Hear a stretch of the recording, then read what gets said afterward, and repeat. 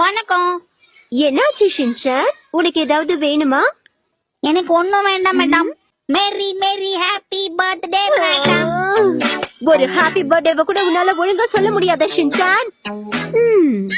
பரவாயில்ல, அட்லீஸ்ட் என் பர்த்டேவை ஞாபகம் வச்சுக்கிட்டே என்ன விஷ் பண்றதுக்காவது வந்து அதுவே சந்தோஷம். கிறிஸ்துமஸ்க்கே இப்படிதான் மேடம் சொல்லுவாங்க, கேட்டது இல்லையா? இப்ப நீ என்னதான் சொல்ல வர ஷின்சான்? ஒண்ணும் இல்ல. இது டாய்லெட்ல யூஸ் பண்ற ஏர் ஃப்ரெஷனர் ஆச்சே. கரெக்ட். செம்ம சார்பு மேடம், நீங்க பட்டத்து கட்ட புடிச்சீங்க பாருங்க. இத எடுத்த இடத்துலயே கொண்டு போய் நீயே வச்சிடு. வரதுக்கு முன்னாடி உன் கைய கழுவிட்டு வா ஷின்சான். என்ன மேடம் இப்படி திருப்பி கொடுத்துட்டீங்க? நான் வேணும்னா வேற கிஃப்ட் கொண்டு வரட்டுமா?